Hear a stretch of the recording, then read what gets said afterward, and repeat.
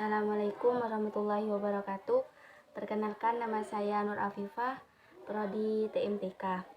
Di sini saya akan menjelaskan tentang desain kurikulum, di mana ada dua pendapat. Yang pertama dari Umar Hamalik, yaitu petunjuk yang memiliki dasar dan arah tujuan dan teknik yang ditempuh dalam melaksanakan kegiatan. Yang kedua menurut Nana Sukmadinata, yaitu menyangkut pola pengorganisasian unsur-unsur atau komponen kurikulum. Adapun prinsip-prinsip desain kurikulum menurut Glasgow, yang pertama tantangan dan kesenangan. Pembelajar harus menemukan tantangan dan motivasi belajar mereka. Pembelajar harus aktif dalam pembelajaran dan mempunyai kesempatan untuk mengembangkan dan mendemonstrasikan kreativitas mereka. Dan juga kurikulum harus memberikan aspirasi dan ambisi bagi seluruh siswa. Yang kedua, luas, yaitu pembelajar harus mendapatkan kesempatan. Untuk kesempatan tersebut dengan rentang bobot yang sesuai dan luas jangkauannya. Dan kurikulum harus diorganisir sehingga pembelajar dapat belajar dan berkembang. Yang ketiga, kemajuan, yaitu pembelajar harus mengalami kemajuan yang berkelanjutan pada pembelajaran mereka dalam satu kerangka pembelajaran. Pembelajar harus dapat berkembang pada tingkat di mana kebutuhan dan bakat mereka bisa dipenuhi dan harus tetap membuka kesempatan sehingga perkembangan anak tidak terhenti pada usia dini. Sementara itu, Umar Hamalik berpendapat, yang pertama, desain kurikulum harus memudahkan dan mendorong seleksi serta pengembangan semua jenis pengalaman belajar yang esensial bagi pencapaian prestasi belajar sesuai dengan hasil yang diharapkan. Yang kedua, desain membuat berbagai pengalaman belajar yang bermakna dalam rangka merealisasikan tujuan pendidikan, khususnya bagi kelompok siswa yang belajar dengan bimbingan guru. Yang kedua, desain harus mendorong guru untuk mempertimbangkan berbagai pengalaman belajar anak yang diperoleh di luar sekolah dan mengaitkannya dengan kegiatan belajar di sekolah. Yang ketiga, desain harus menyediakan pengalaman belajar yang berkesinambungan agar kegiatan belajar siswa berkembang dan sejalan dengan pengalaman terdahulu dan terus berlanjut pada pengalaman berikutnya. Selanjutnya, macam-macam desain kurikulum. Yang pertama, desain yang berpusat pada mata pelajaran. Merupakan suatu desain kurikulum yang berpusat pada bahan ajar dan juga biasanya mencerminkan kegiatan pembelajaran yang dideteksi oleh karakteristik serta keterkaitannya dengan disiplin ilmu. Yang kedua, desain yang berpusat pada pembelajar, yaitu suatu desain kurikulum yang mengutamakan peranan siswa seperti berinteraksi sosial dan keinginan berkreasi yang menekankan sifat-sifat alami anak dalam mengembangkan kurikulum.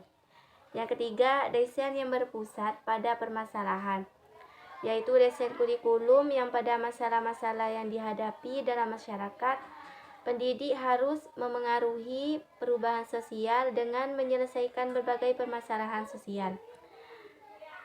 Selanjutnya, perancangan desain kurikulum. Yang pertama, mengidentifikasikan misi institusi. Langkah pertama yang paling penting adalah memahami misi dari institusi di mana kurikulum itu dibuat. Misalnya, misi dari Fakultas Pendidikan adalah untuk melatih para calon pendidik agar dapat memberikan pelayanan pendidikan kepada masyarakat. Yang kedua, penilaian kebutuhan pembelajar, yaitu pengembangan kurikulum harus bisa mengetahui sampai di mana titik kemampuan maupun kelemahan siswa-siswanya tersebut. Untuk itu diperlukan data karakteristik siswa secara perorangan. Karakteristik siswa yang perlu diketahui mencakup kompetensi awal pembelajaran, kemampuan untuk memenuhi standar yang telah ditentukan oleh institusi, tujuannya dan prioritas individu individu, latar belakang personal dan alasan pembelajar memasuki institusi, sikap mengenai disiplin dan asumsi awal pembelajar mengenai program studi. Yang ketiga, menetapkan tujuan kurikulum. Langkah ini sangat penting karena menentukan filosofi instruksional dan menentukan metode pembelajaran yang paling efektif. Selain itu, tujuan pembelajaran juga dapat digunakan untuk menentukan desain dan pemilihan prosedur dan instrumen penilaian. Yang keempat, pemilihan strategi pendidikan. Yang pertama, metode pendidikan harus jalan dengan tujuan pendidikan. Yang kedua, penggunaan beragam metode pendidikan lebih baik daripada hanya satu metode saja, karena kurikulum harus menjawab tantangan akan keragaman tipe belajar siswa dan tujuan pendidikan yang berbeda-beda. Yang terakhir, pengembangan kurikulum harus memastikan bahwa kurikulum tersebut sesuai dengan materi pelajaran dan kompetensi pengajar.